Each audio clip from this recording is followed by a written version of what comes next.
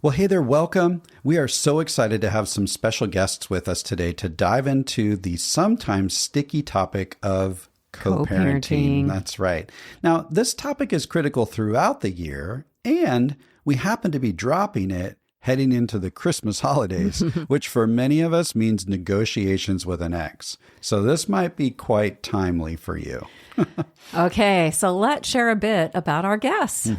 As adult children of divorce, single parents, and step-parents, Tammy and Jay Daughtry have an immense passion for children and parents impacted by divorce and remarriage.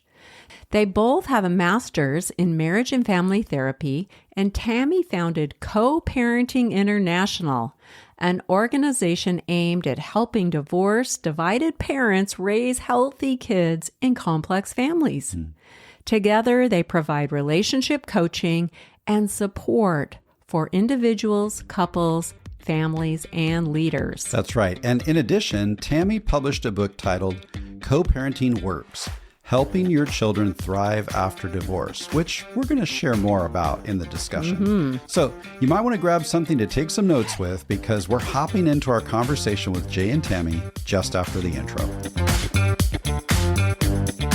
Welcome to the Blended Family Breakthrough Podcast. We're your hosts, Mike and Kim.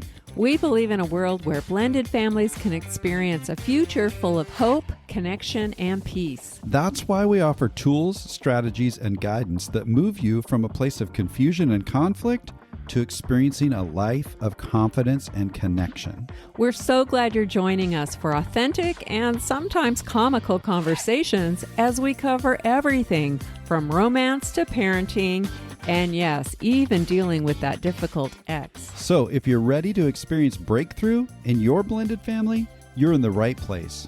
Let's dive in. Well, today we are thrilled to have special guests on the show today. Jay and Tammy Daughtry, we're welcoming them on the show. They are an amazing couple who we recently got to connect with, and they bring so much value to the topic of healthy co-parenting, which we all need to learn. Yeah, welcome, Jay and Tammy. Thanks for being here. Thank you, guys. We're excited to be here. Yes, indeed. Yeah. Looking forward to it. Awesome. Yes. Yeah, so are we. So let's just dive in. This is such a rich topic that we just need to take full advantage of having you guys here and just really tackle this. So to kick it off, I want to name the question so many divorced parents wrestle with. We hear this all the time. Why should I pour time and energy into co-parenting with someone I don't trust, I don't like, and I find really hard to interact with? And so in your book, you talk about how great parenting never comes easy. Great co-parenting is even harder. But hard doesn't mean impossible. I love that. And so why is it worth doing the hard work of co-parenting? I mean, why should anyone listening even attempt something that just feels so impossible? Well, I'll say, actually, if I can answer from a kid's perspective, that would be my first thought. Yes. In that, in any family, right, kids grow up and they learn a lot from the adults that they are around. They learn lots from mom and dad and grandparents and aunts and uncles and all the adults, right? And they're constantly monitoring and watching how those adults behave.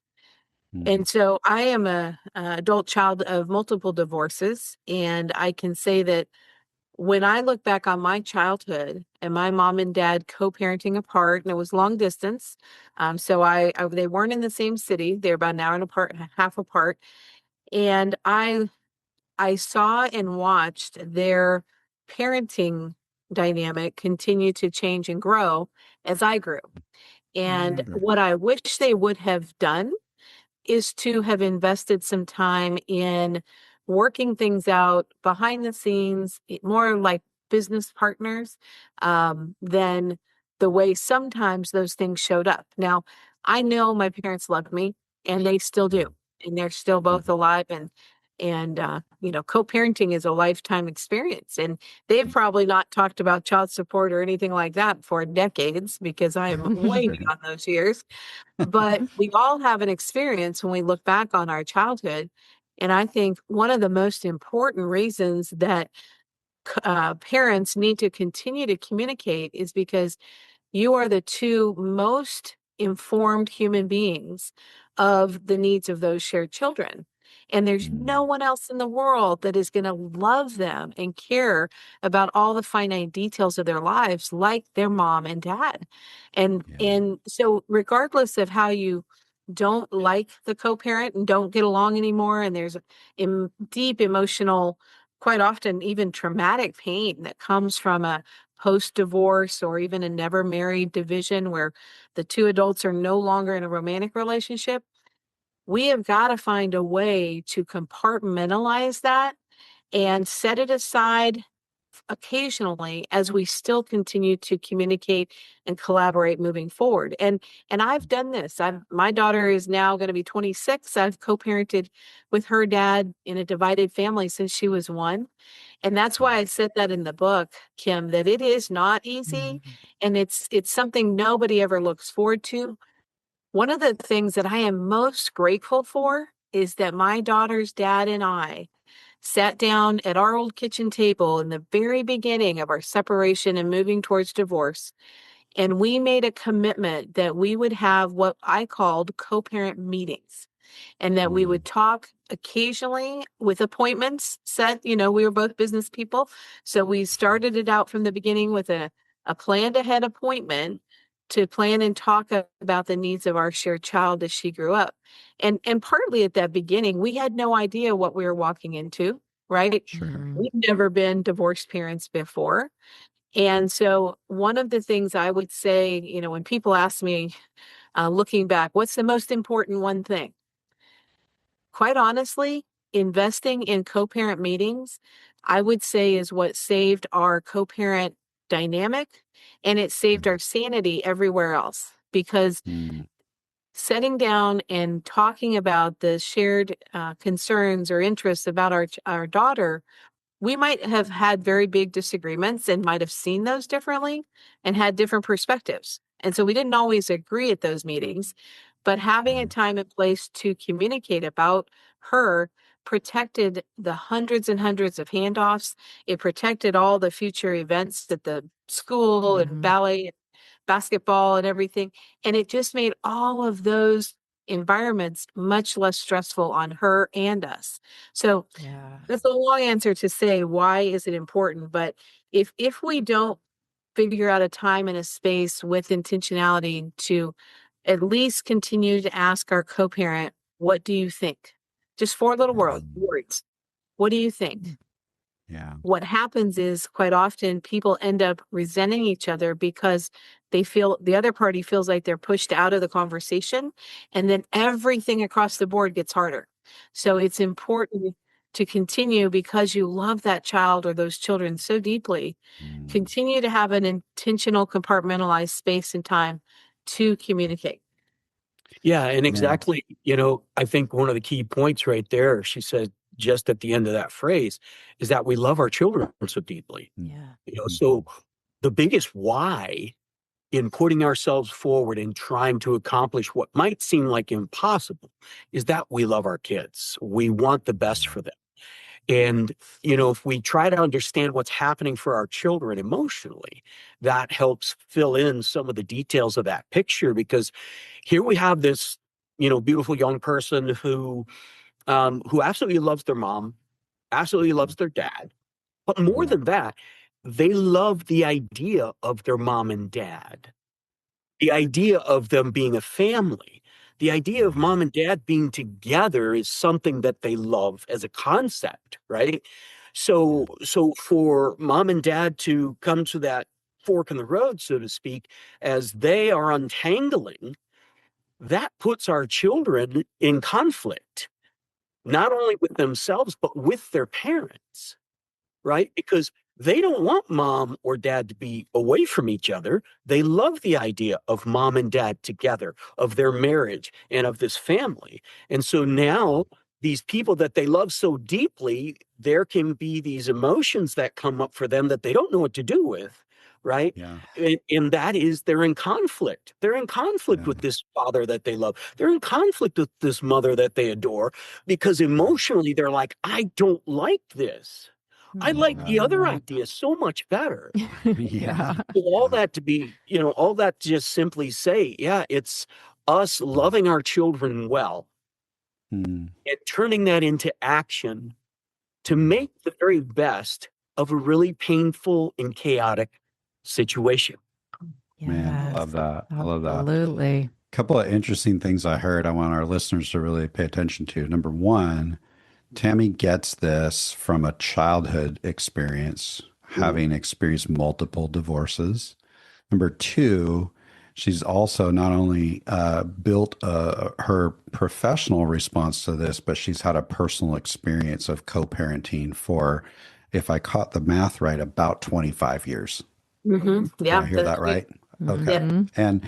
And there was some wisdom at the front end that said, hey, look, we're both business people. We've been, you and your daughter's father, we're both business people.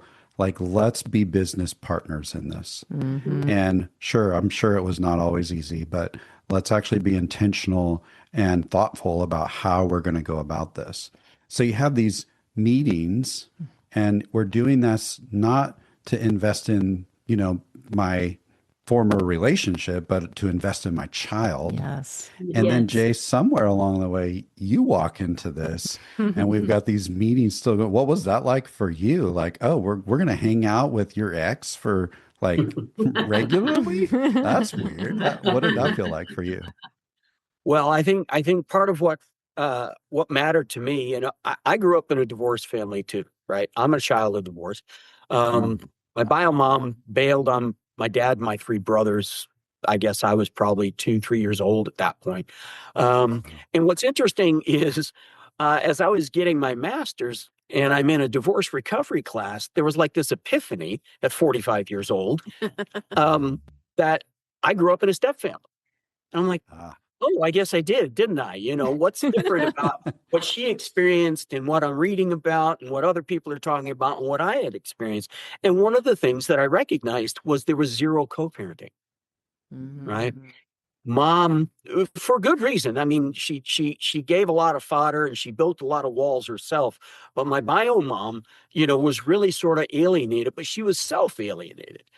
She was chasing addiction and music dreams and whatever it was that was drawing her, forward. So that left me in this space of, like, oh, well, I got a great stepmom and she loves me. And she'd been my mom for over 50 years now. So that's my mom, right? But there's still this interesting space of going, well, that's a weird feeling. So I think when I came into this situation and here was this beautiful young lady, of course, I had 2 daughters of my own, who were, Angelia is the youngest of them, right? So we had Angelia, Jaron, our son, Jenna, and Amanda. And so I loved having a young daughter in the house again, right?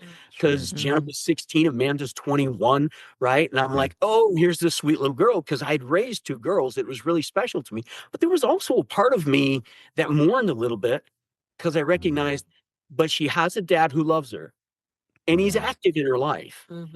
And so I have to be careful to let that be what that is. And I have to recognize that I probably won't get the same level of connection with her as this little girl as I had with my own. So that's something I really had to think through and come to terms with. And then, of course, for me, I think it was a wonderful thing because on the one hand, like I said, my history was mom's gone. She's in the wind, man. For a lot of reasons. A lot of that was her, and a lot of that was my parents not knowing how to make this co-parent thing work. But to be in a situation where there was this beautiful young girl whose dad was active in her life. Not only that, but she had a stepmom on the other side of that equation as well. And so she had 2 people loving her and wanting the best for her. And then her mom, who also wants the best for her and loves her. And it was easy for me to step into that and go, yes, this is what it should have been. It's what my brother David and my brother Kevin and I should have experienced. It's what my sister Lori, who is my stepsister, but her dad was gone. I mean, he never came back. So there was all four of us abandoned by one of our other parents, and living as if that's normal.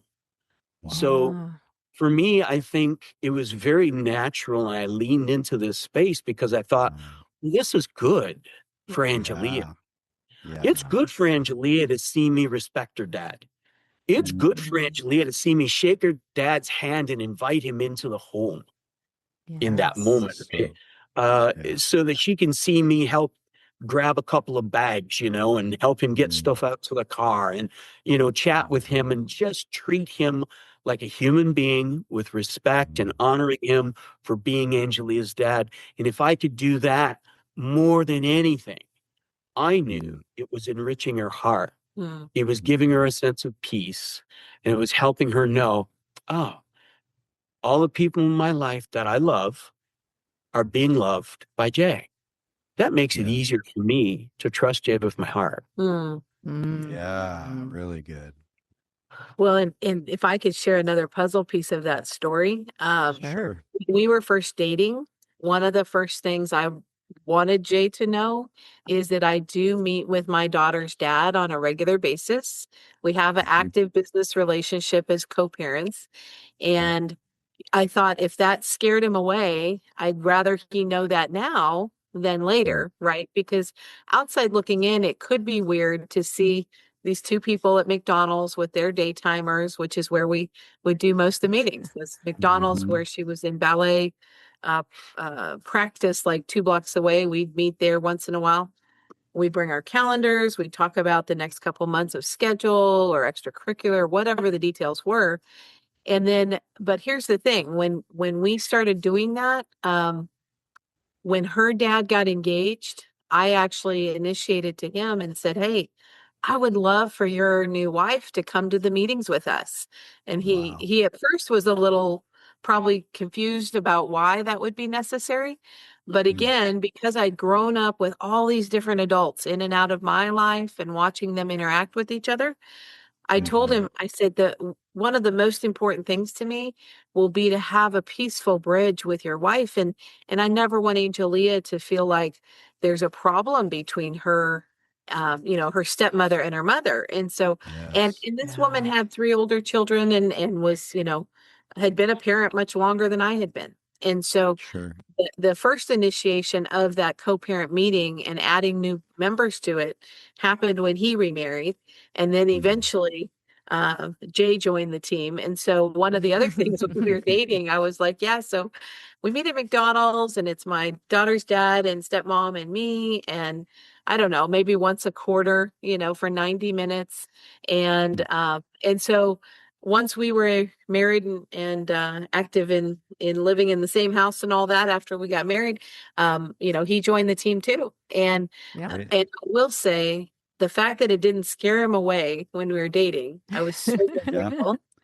And for people who, I talk to a lot of single parents and I always tell them, be sure you pay close attention to how your dating partner treats their co-parent and what that dynamic is like, right? Because if it's crazy and stressful, that's going to ripple into your future marriage, even though you don't think about it when you're dating and everybody's la la land.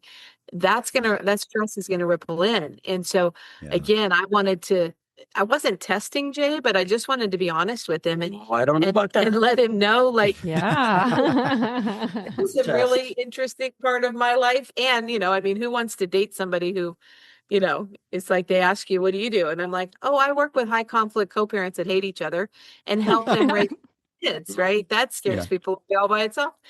One thing I really appreciate about this book, and by the way, the name of the book is Co-Parenting Works, Helping Your Children Thrive After Divorce. And we'll put a link in the show notes so you can get your hands on a copy. That's right. But one thing I love about it is that it's not just a bunch of theory.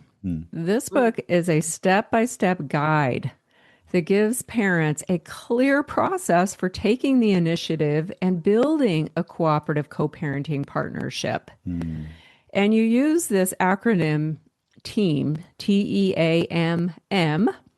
Can you just explain what TEAM stands for and why you're so passionate about building a cooperative co-parenting team?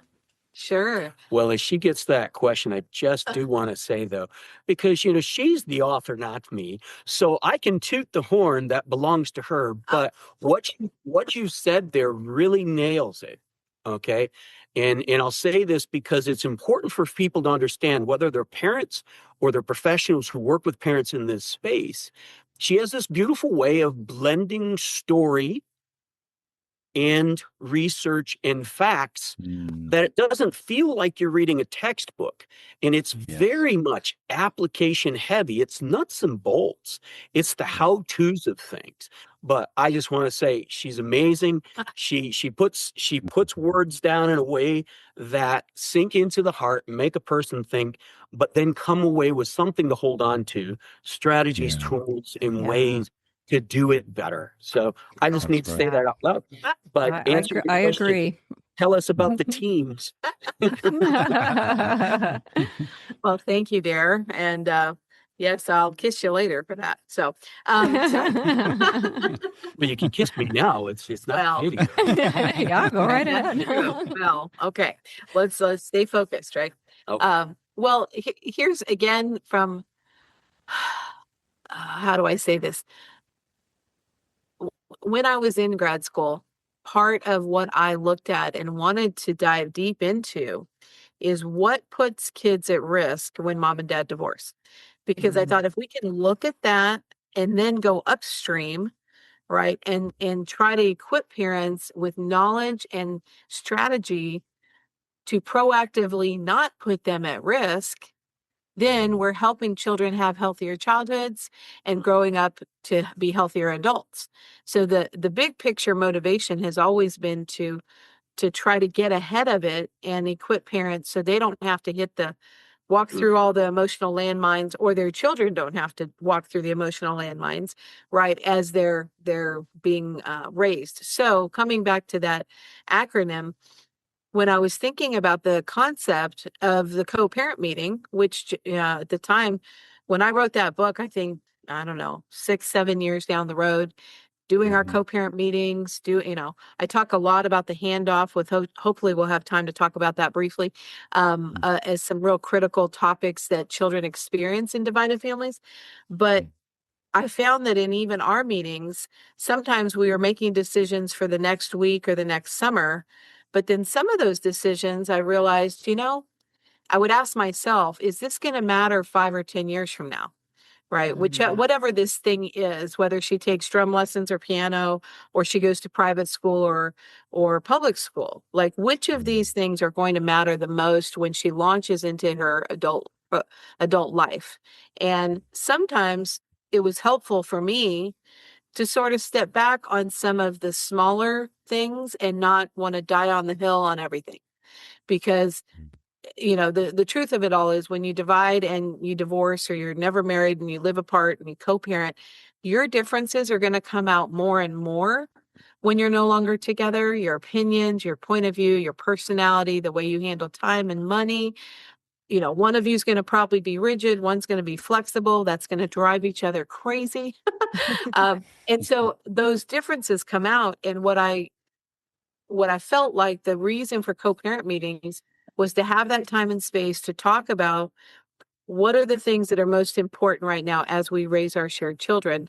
And then what of these topics is going to matter the most when they launch into adulthood, which when we got started in that, we had 17 years before she was in high school, graduating senior. Yeah. But I knew that how we handled our dynamic as parents and how we act at ball games and all of those things would all impact the adult she became.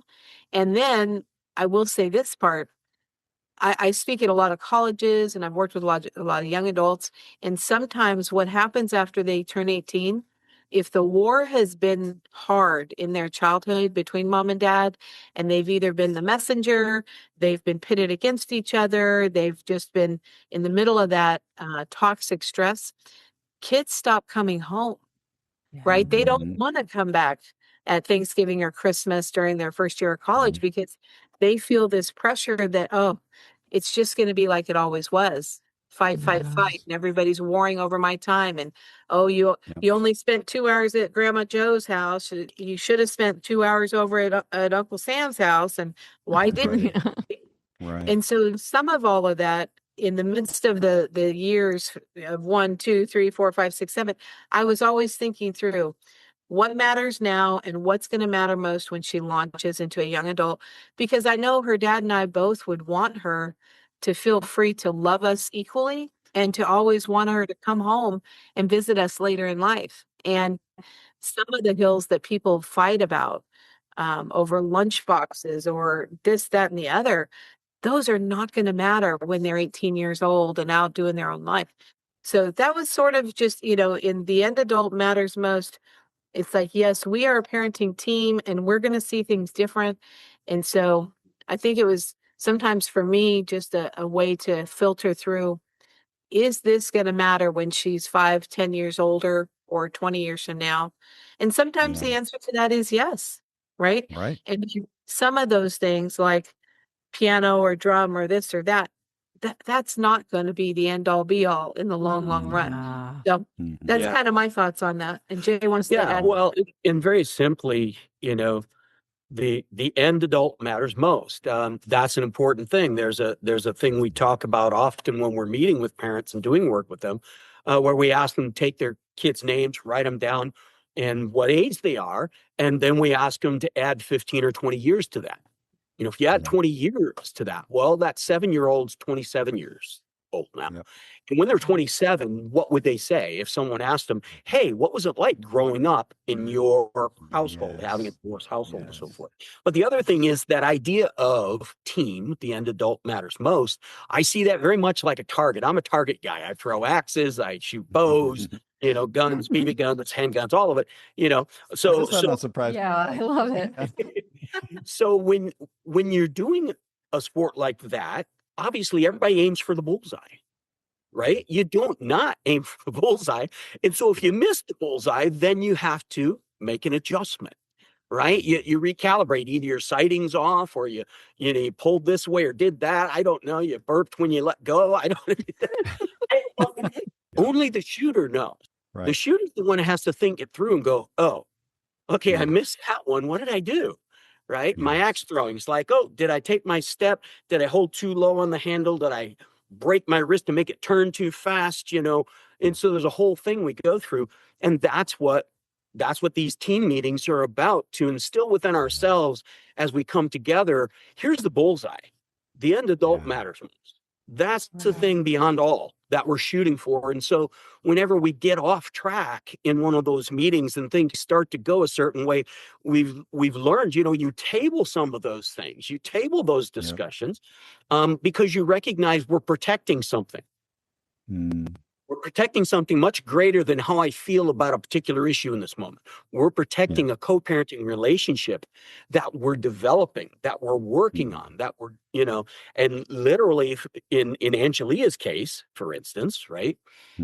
We had to start talking about where she was going to go to high school. So we started talking about that, though, when she was in 6th and 7th grade, right? So it took us 2 years to really process that, because there were magnet schools and charter schools and private schools and Christian schools and non-Christian schools and public schools, all these issues. And so back and forth we go over time. And when things were pretty intense, because when you really believe and you want certain things, you're careful about that, and you really press in.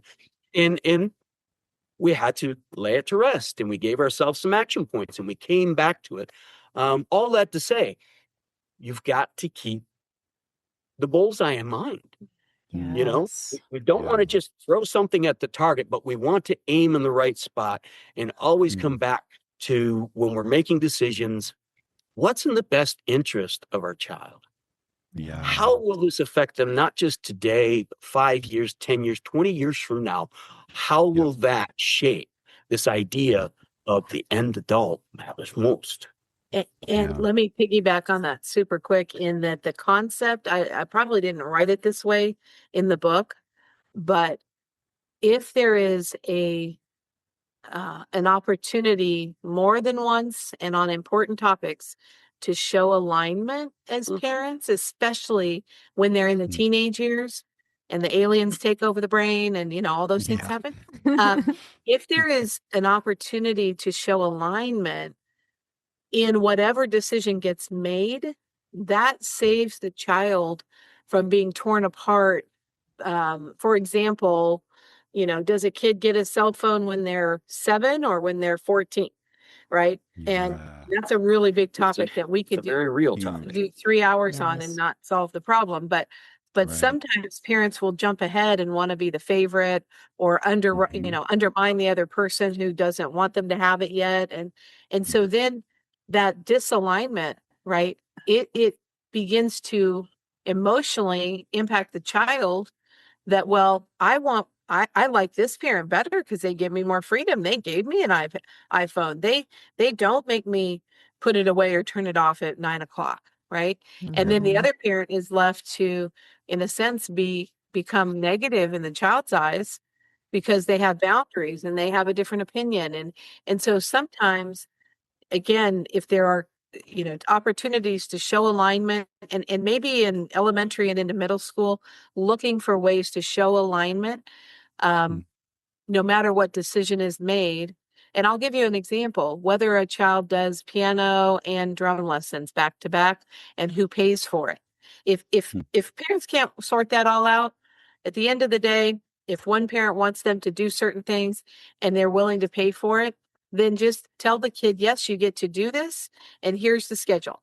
And don't talk about who decided they would or wouldn't pay for it or who was for it or against it. If you can agree on a neutral narrative on the activity, look for ways to show alignment in the application, because otherwise then and I think sometimes parents accidentally do this in trying to be the favorite, but I see a lot in my work of parents who really overdo it on trying to be the favorite and be your friend to your teenage kid, when what they need is a parent, not a friend. And so coming back to that concept of showing alignment, if there are times and places you can do it when they're young, it really comes in handy when they're older. And, we were, as far as Angelia goes, she was not a hard child to raise. But because she knew we had co-parent meetings, and we didn't come back to her and tell her what we discussed or who said yes and who said no, but that request she would have I would tell her, well, you know what? I'll talk to your dad and everybody at the co-parent meeting, and we'll come back to you with a decision.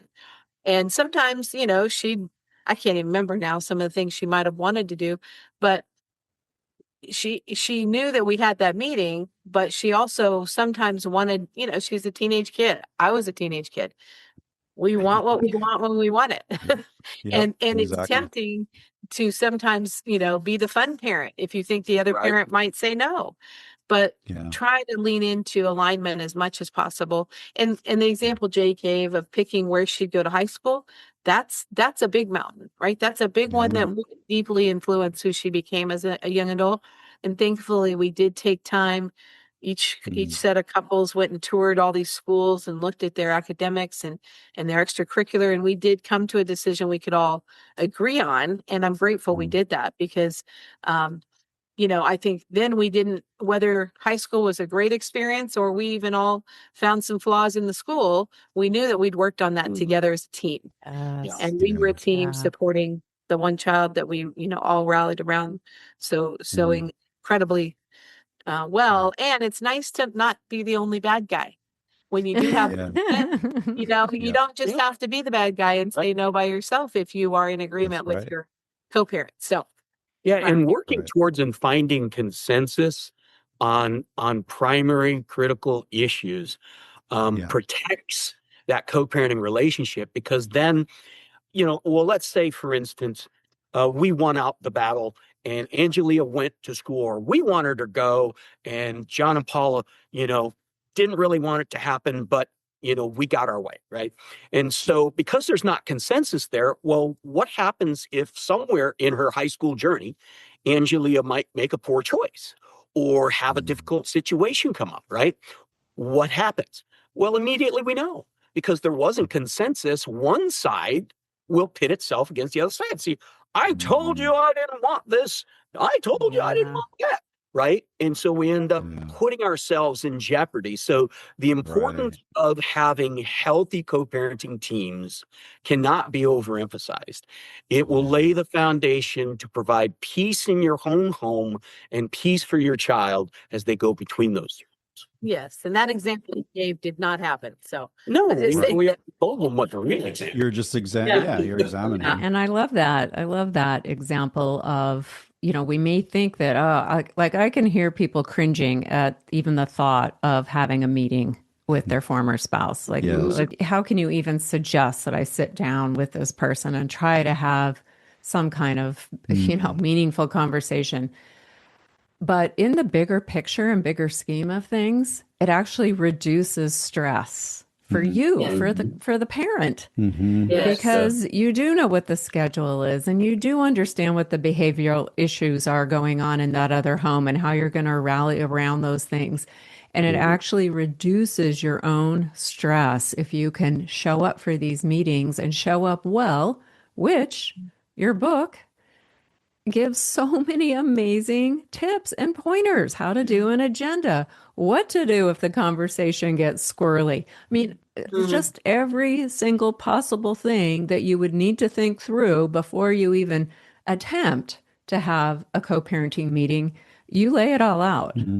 Like there's just no guesswork. Yeah. Which there's a plan. Yeah, it's an amazing resource. I wish I had had this book when I was co-parenting. Yeah. I think if I just recap for a minute, Jay, one thing I heard you say earlier is like when we're detangling, part of our goal there is to protect the heart of the child. I had in my mind that like while parents are detangling, kids are unraveling. And one of the ways to protect them from that unraveling is to calibrate ourselves, our co-parenting coalition, in a way that just has this continual rhythm or continual practice of calibration. Kim, you just mentioned like some parents are thinking, are you kidding me? Like actually sit down and talk to my ex. I just can't even fathom that. But there was a little hint that Tammy said a little while ago, I don't want us to get lost in. And that is, hey, it was like once a quarter for 90 minutes. Yeah. Like 4 times a year for 90 minutes. And that's it, in order to calibrate in such a way, like Jay's saying, to throw the axe steady, right? To hit the target, because ultimately when everything else gets washed away, the target is the end adult matters most. Exactly. What is my 20, 25, 27-year-old child going to say about their upbringing when they get there someday? And that doesn't just mean only what's going on in our home, but it means what's going on across the homes. So I just wanted to pause for a moment and recap a little bit about that and just remind people like, this is why this work is so critical. It's for the life of our kids, right? Yeah, you talk about this concept in the book of how to handle your children's hearts carefully. And that's exactly what we're talking about here. When co-parents can align around things like what school they're going to go to, or even simpler things, when they can align, we're taking that burden off of the child. Because when one parent pits themselves as the favored parent and tries to gain favor with the child and throws the other one under the bus, that's a burden for your kids. Yes. Yeah, it is. You're throwing your kid under the bus. Yes. Not your former spouse. So this piece of handling your children's hearts carefully, I just love that. That's so important for all of us to remember. Yeah, and that includes how we deal with the co-parent. Exactly. Yeah. Yeah. What does it actually look like? Say a bit about that, Tammy. What's it look like to handle your child's heart carefully? 2 things I'll say that I started to do when Angelia was little, because I wanted her to know it was okay to love her dad. It was okay to miss him at my home. And I wanted to be very intentional about that. And so when we first lived apart, she was 1, and then our divorce was final when she became 2. And so the little duplex that I was in, I had some pictures of her and her dad that I put in a magnet holder down where she could see him at her eye level, on the fridge. And so we would point at that, and she was just learning to talk, and at that stage of life, but that was her and daddy, and I gave her a picture of her and daddy to know that it was okay, it was going to be normal, that we could talk about him. And then when she again, she was so young, we each gave her a comfort item, like a stuffed animal that she could keep at the other house. So I got one that she kept at dad's that she knew was from me, and then vice versa. So when she missed her dad at my house, I would say, well, you can give Kissy Bear a hug, and remember daddy gave that to you, and he's thinking of you too, and he loves you. And it's, that behind the scenes response to our child's heart when they miss the other parent is probably one of the most tender, careful things that if we handle it well, if we handle it well, then what we're doing is giving them emotional permission to like and love the other parent, which in the long run of their life is probably the greatest gift you could give them.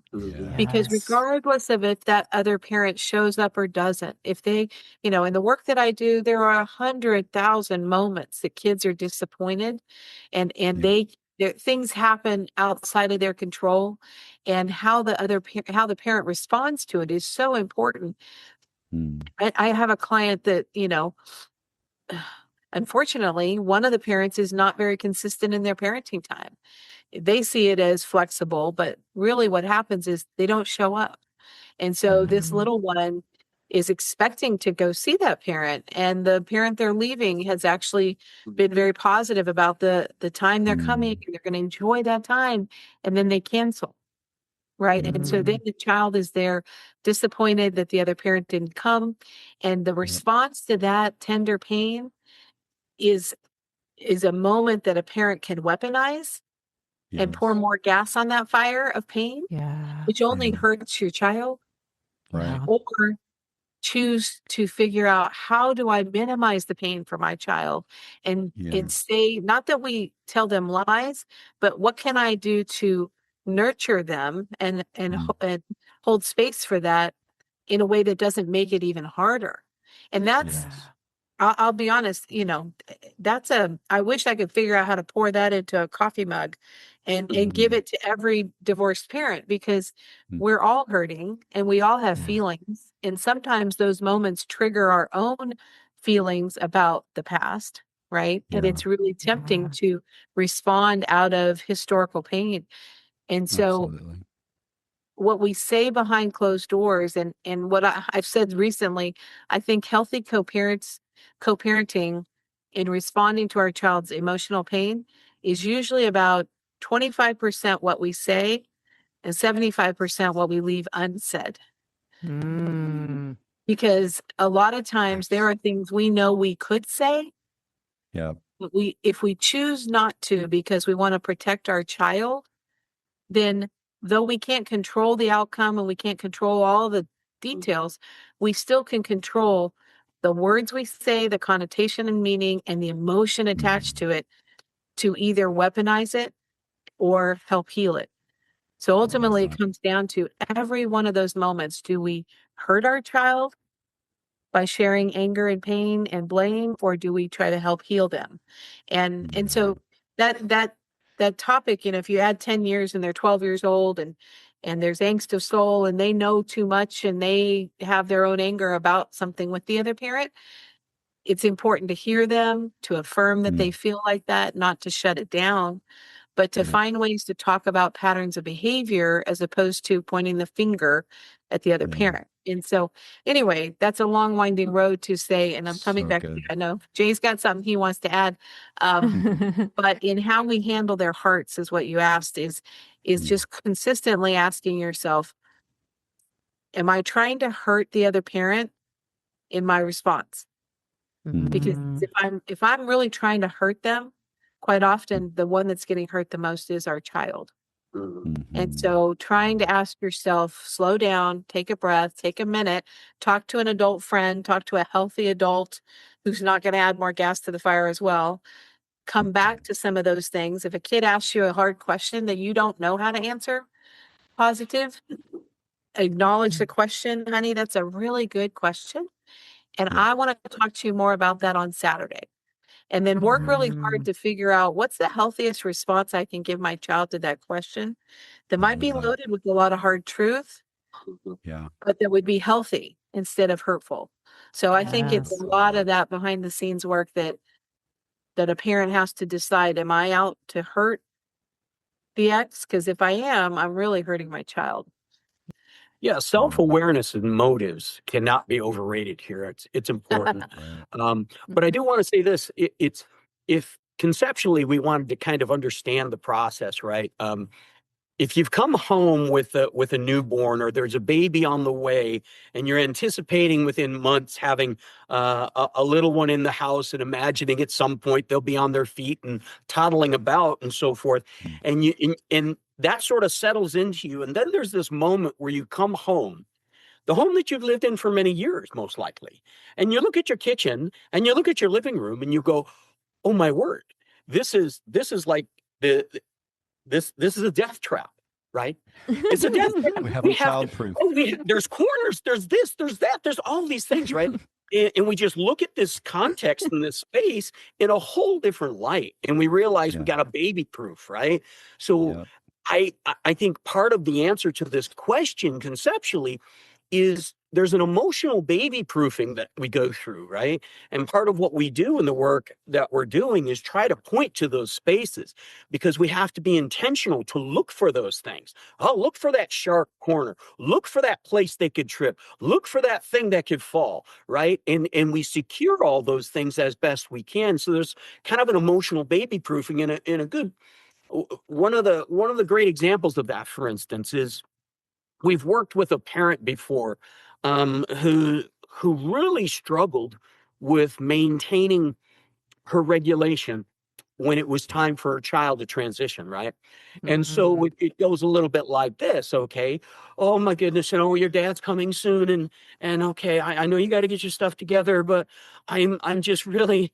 I know. Okay, I'll be okay. It's all right. You go ahead. Let me Miss you. I'll miss you, baby. And so on and so forth. And so there's this buildup, and it just keeps getting worse. And then the time comes, and the daughter or the son goes out the door, and mom's standing at the door crying, weeping. I miss you so much, baby. And all of that's happening. Okay. And all right, so we can say, well, yeah, is that true for you in that moment? Sure, it is. No one wants to see their child walk away. Right. And know that they're going to spend a number of nights, how many that happens to be, without them, right? Yeah. No, they don't like that. No one likes that. But in that moment, we can't let that flow out of us in that way, right? Because then what happens? Well, that's one of those emotional baby proofing moments. There's this sharp corner of my dysregulated self showing up in a way that now there's this emotional hook into the heart of my child. And as they try to go away, all they can think about is, is mom all right? Is she okay? And I'm leaving mom. I'm bad. I left mom. I left mom, and she hurt, and she needs me. Right. Yeah. And we don't necessarily recognize it.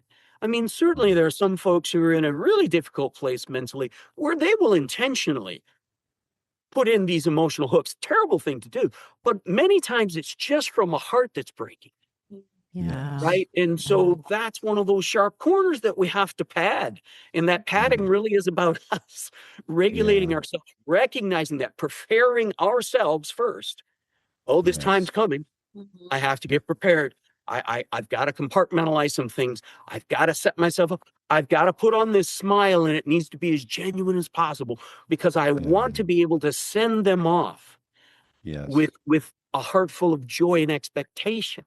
I want to be able to send them out the door without them having to look back and worry about me. Right. Yeah. So that's the emotional baby proofing in action, is to instead anticipate, oh, hey, today's the day dad's coming to get you. Oh, I think you're going to be going swimming.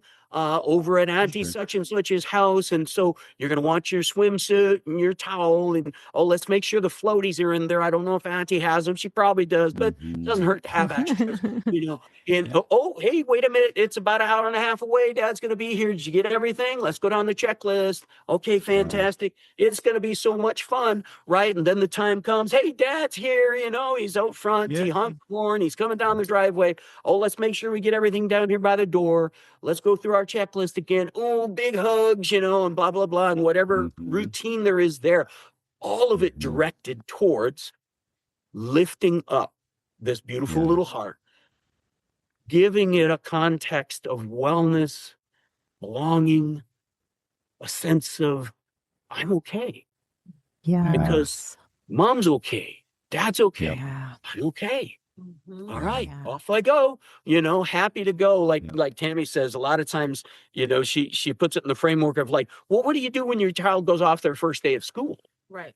Of course, it's emotional for you. You want to cry. And when you go back in the home and you shut the door and they're off on their own, cry, do those things. You need to express that. You need to process that, right? But you have to have a preparation time, not only for yourself, but for your child. Right. That's the emotional baby proofing that we offer that gets them out the door in a way that protects their heart to go to the next thing. But the other thing we have to recognize, and I suppose you might be going towards this, one of the biggest areas of emotional baby proofing is handling the handoff. I was just going to say, what else do we need? Yeah, there's a whole section in the book on that. I love it. Well, and what he just said ties into that, right? It's preparing for goodbye, which I do love analogies. And so that's what I say to parents all the time. Pretend you're sending them off to camp or off to their first day of school, right? Because when they're going away from you to somewhere that you are happy they're going to, your emotional regulation, the three core things are your facial expression, your body language, and your tone of voice. And those three elements are so empowering to your child when, oh, you're going to camp this week, and you talk about where they're going, what they're going to do, and encourage them, right? And so you're basically giving them, like Jay said, your emotional permission and support and empowerment to go and to be focused on where they're going. Yeah, and they'll have a little bit of anxiety as well, won't they? Sure. Oh, gosh, I remember going off to Girl Scout camp. I love people, but I was terrified to leave and be there a week without my mom. Like, I remember that, and I remember my mom like cheering me on, right? Because she wanted me to succeed. She wanted me to have fun, and her emotional ability to give me that gift is what gave me the courage to go. And so as a mom who has probably waved goodbye to my daughter 1,000 times, it is not easy. No. So I don't want to say this with pragmatic and all tidied up responses. It is not easy to say goodbye to our kids, but those handoffs, whether they happen at the front door of each other's homes, or you meet at the Walmart parking lot, or at a park near your home, or wherever the space and place is, there are so many things happening for everyone. The children have an emotional exchange to make, right? To leave one, to go to the other. Yeah. And then there's the logistics of the handoff, the stuff, right? What needs to be ready? When does it need to be ready? And what's going, what's not going? And then there's the saying goodbye. But tagging back to our topic on co-parent meetings, one of the things that quite often happens at these handoffs is that parents kind of have a little side business meeting, right? Yeah. Hey, they hand you an envelope and say, hey, here's the receipts from whatever, and you owe me like $49, and next week is the soccer cleats, and who's going to buy those? Are you going to buy them? Am I going to buy them? And they might not even, to an adult, that might be just a pragmatic conversation, right? On a scale of 1 to 10, that's a 2. It's not an argument. It's just a conversation. But doing it at the handoff sets everyone up for it to go poorly, and then ultimately to be hurtful for the child.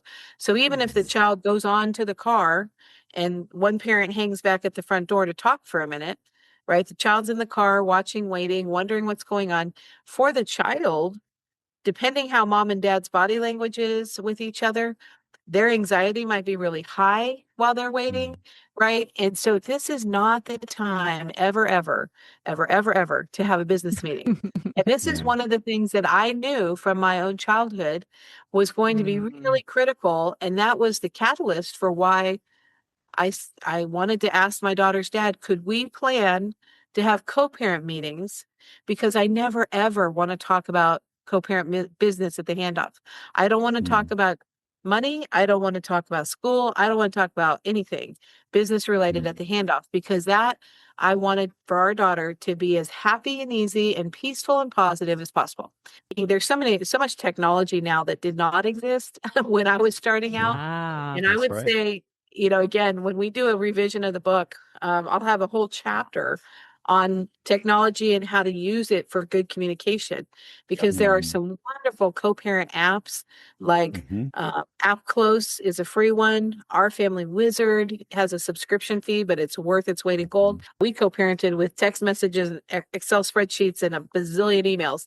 I wish I'd known about these apps because they simplify the misfires and they help people have a place to put the data so that when you're having that handoff, it's quick, easy, happy, and as positive as possible.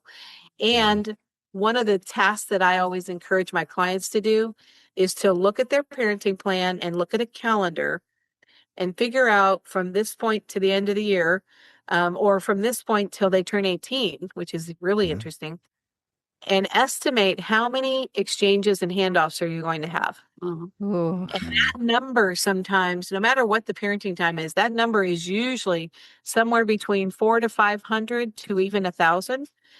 And so thinking about your child packing a bag and leaving and going and coming back and packing a bag, think about that from the child's experience, right? If they're going to go through this 500 times, wow, what can we do to make it as easy on them as possible? And that's where the motivation to set aside our personal pain.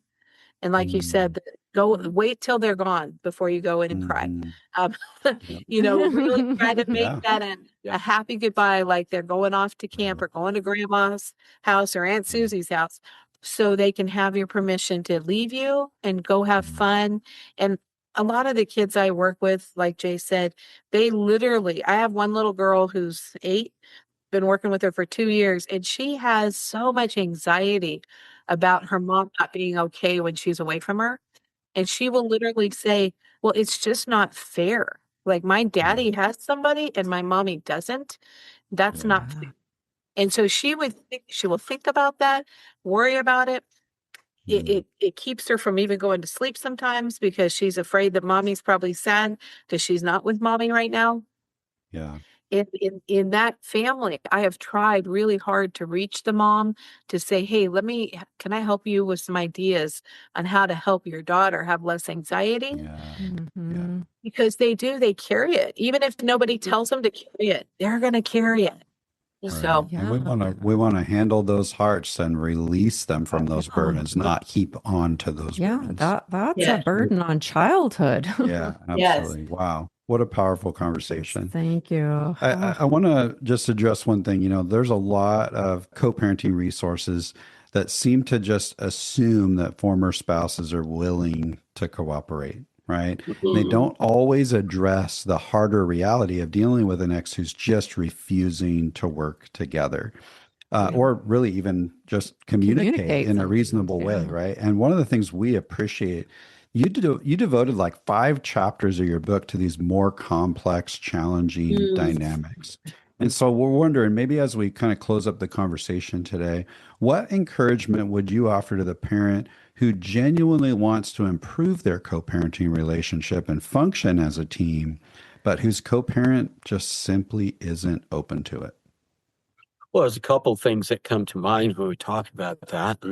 And certainly one of those would be to recognize that there's a difference between an uncooperative co-parent and an unsafe co-parent. So let's start there, right? We have to have some discernment, okay?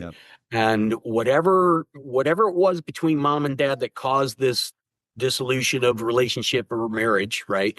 Some of those things are more serious than others.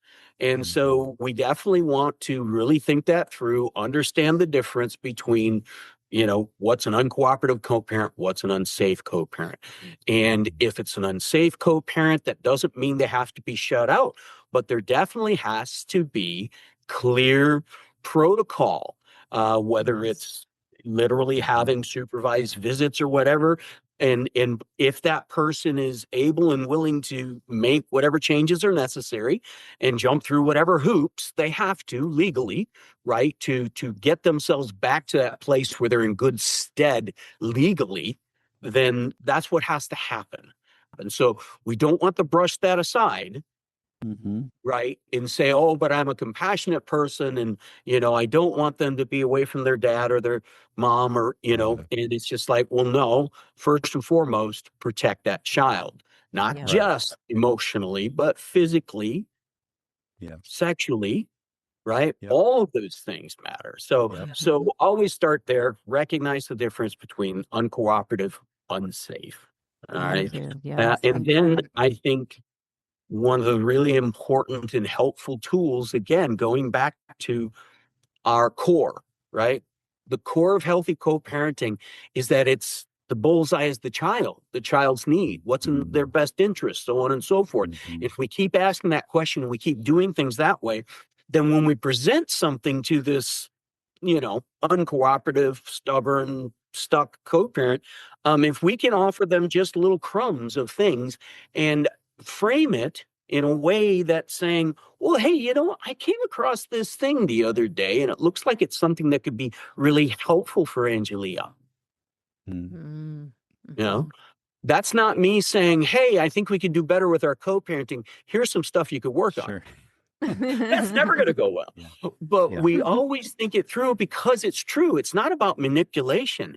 What we want at the center and the core of ourselves is for our children to be whole and healthy, to not have these things to worry about. And so, yes, whether it's a simple little thing like the sheet we have called the 10 things kids wish they could say to their parents, kids of divorce wish they could say to their parents, putting something like that in someone's hand and offering it and just saying, wow, I found this thing. I think it'd be really helpful for our kids.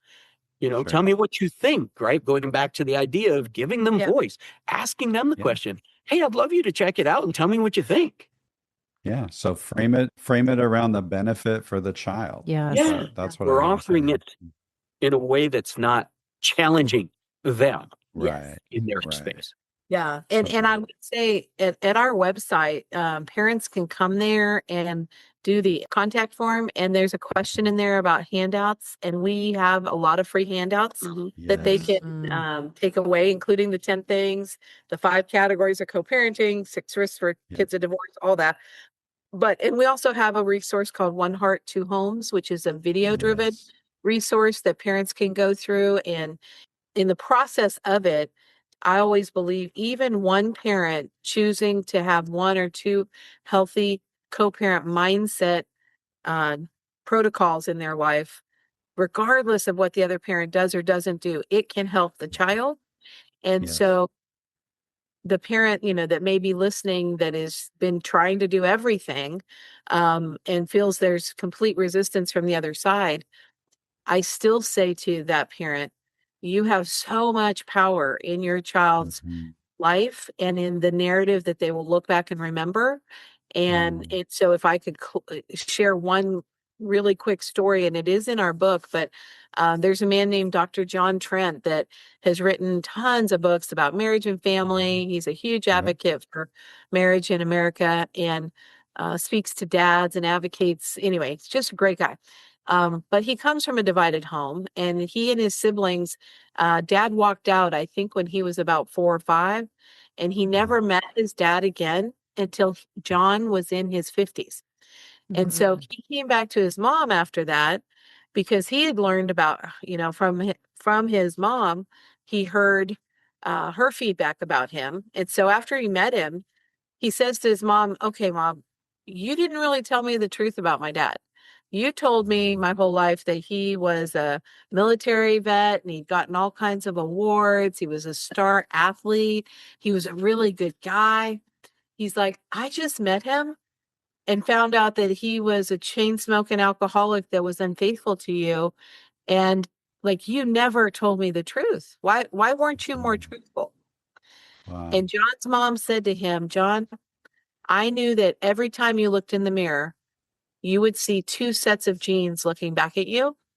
She said, so I wanted you to believe the best about your dad, so you would believe the best about yourself. And John he says in one of the books he wrote that her choice to never speak negative about his father is a huge factor in how he grew up to be such a whole, healthy, stabilized adult. He never second guessed going to college and getting married and having a family. And the second thing is that his mom always talked to him about the plan for marriage being for a lifetime. And she didn't remarry. There was no stepdad in his life. So he grew up under a single mother who championed the idea of healthy lifelong marriage. Yeah. Wow. And never spoke negative about the missing ex, though she had lots of reasons to. And ultimately, John became a little boy who grew up into a big man who advocates for healthy marriage in America. Like, that is amazing. And it was all about those two factors that his mom intuitively knew, wait, I want you to know the best of your father, so you believe in that in yourself.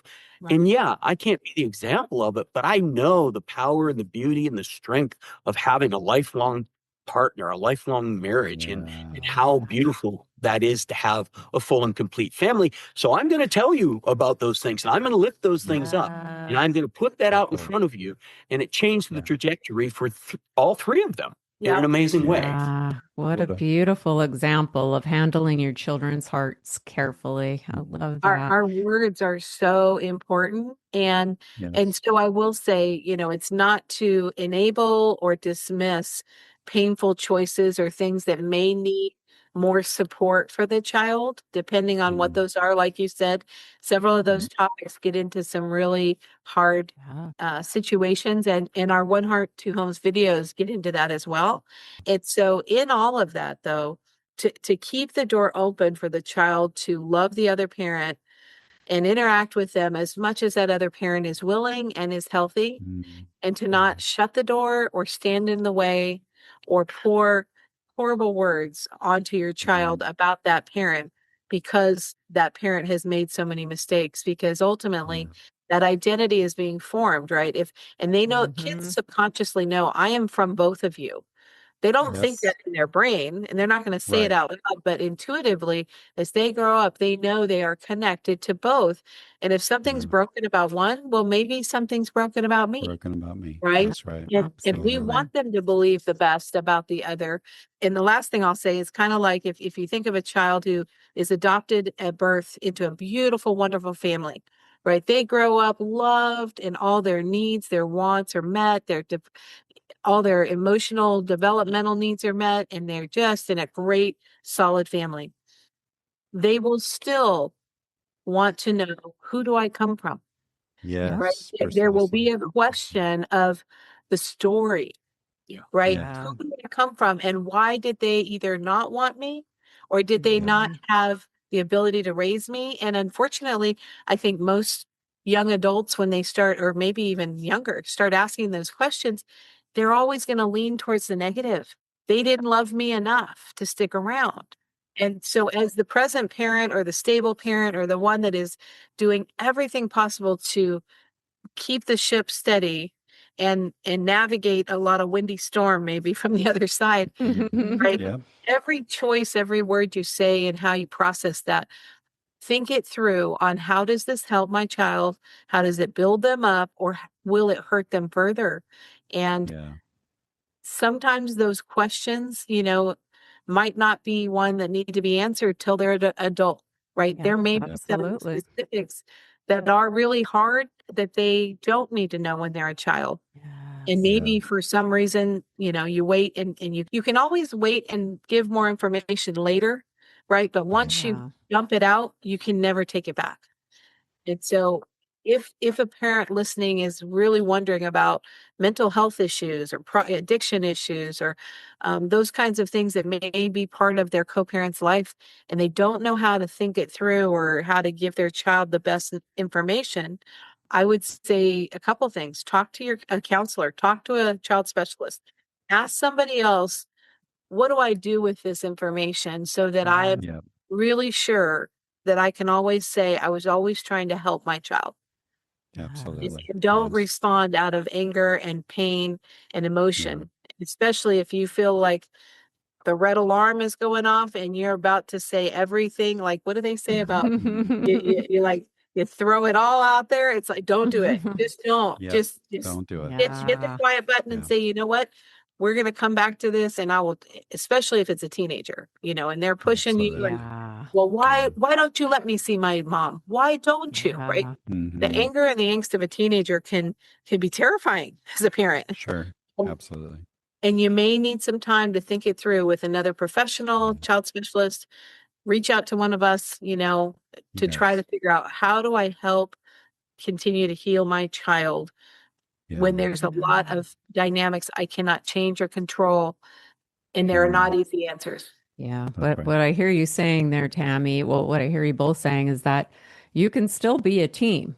Yes. The end adult matters most, even if you're doing it on your own, even if you're the only co-parent, the only parent in the child's life, you are still the team. Yeah. Yeah. And in the story you just told about John Trent's mom, in your own personal story, what continues to come through for me is intentionality. You have to be intentional about what that target is and live that out every day, regardless of whether we're working with a cooperative co-parent or a non-cooperative one. Now, Yeah. you offer so many down-to-earth practical tools about how to be intentional and like do that in a real life way. So if there's a listener listening today who's like, man, I've got to connect with Tammy and Jay, how do they find you? coparentinginternational.com is our website. And if you go there, you will find all the contact information you need. You'll be able to reach out to us via email. And we will connect with you as soon as we possibly can. So coparentinginternational.com. .com. Keeping it simple. We will put a link to that in the show notes. So wherever you're listening, just scroll down to the show notes, click the link, and you can connect with Jay and Tammy. As well as the book, which is the full journey from start to finish. Yes. From dealing with the first separation season where you're handing off your child for the first time and how to manage yourself and manage that, to going through the divorce process, building your co-parenting team, and then merging and blending is in there too. I mean, this covers it all. And we'll put a link to the book in the show notes as well. Man, Jay, Tammy, thank you so much for joining us today. What a powerful conversation and an important conversation. So important. Yeah. So glad to have you guys with us. Thank you. We're honored to be here. We count it as a privilege, and we appreciate you all so much. Man, what a blessing it was to have Jay and Tammy join us for that informative and a little bit emotional conversation, right? I was reminded that there's just so much at stake for our kids around how we, as the adults, conduct ourselves. There is. That conversation was packed with practical tips and fresh mindsets to help us navigate the journey of co-parenting. Which isn't easy. That's we right. know all too well. I just love the concept they shared of emotional baby proofing as kids move between two homes. And the story about the little girl who struggled with anxiety because of the way that her mom sent her off to the other home. That was such a powerful story. And I'm sure it was unintentional, but that mom was actually placing an emotional burden on her child that really belonged to mom to handle. Yeah. And, we've heard about similar scenarios quite a bit in our work. And sometimes a parent sends a child off with another kind of emotional burden, and that's worry about the child's safety while they're gone. Right. It shows up as constant check-ins or insisting that the child text or call multiple times a day while they're at the other home. This is a parent who might be wrestling with their own separation anxiety and fear, which then gets passed on to the child through some excessive contact. Yeah. Now, for the child, this doesn't just put them in the position of having to carry the burden of their parents' fear and anxiety, but it can also create kind of this emotional whiplash. They're continually being emotionally pulled back into the other home while they're trying to enjoy the one they're in. That's right. A healthy amount of communication is really positive, especially when a child has something that maybe they're excited to share with the other parent. But it tends to cross the line when communication regularly intrudes on things like meal times or bedtimes or family time in that other home. Kids need the freedom and the ease to simply be fully present and engaged wherever they are without being emotionally pulled back and forth. Emotional baby-proofing includes supporting and protecting your children's time in the other home. Oh, I know that's so hard to think about. But that also includes working with your co-parent to establish appropriate boundaries around communication. Now, we aren't dismissing the emotional toll of missing your child while they're away. Being separated for any length of time isn't something any parent wants to experience. It's hard. I know. I've lived through it. But this is one of the hard realities of divorce. We've got to accept it, even though it just isn't easy. Over the years, I had to learn and develop healthy ways to manage my own challenging emotions while my daughter Annika was with her dad, so that I could protect her from the weight of my burdens. They weren't hers to carry, they were mine. That's right. And Tammy's book offers lots of helpful suggestions and healthy mindsets for parents that are missing their children. We'll also put a link to episode 84 in the show notes, titled How to Cope with Sadness, Anxiety, and Longing While Your Kids Are Gone. We know firsthand that co-parenting can be awkward and confusing and painful at times, but you don't have to go it alone or feel lost when a challenge shows up. You can learn, grow, and keep building a healthy collaborative approach with the other home, which will lead to the best possible outcomes for your children. Hey, if today's conversation stirred something in you, I want to encourage you to take a few minutes now to jot down one small step that you're going to take. Maybe it's a boundary to clarify, or a conversation to have, or maybe just a mindset shift that you really want to lean into.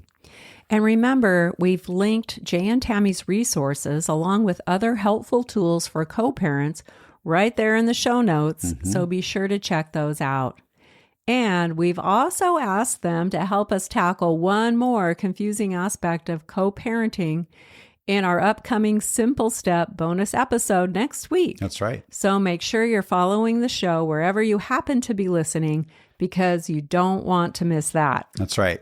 Hey, thanks for joining us today and for the courage to consistently invest in your kids and your co-parenting relationship.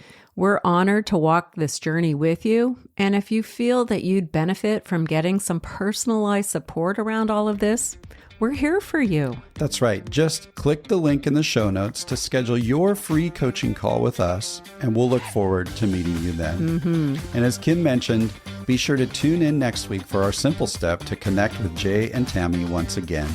And for now, we're going to make this episode a wrap. Until next time.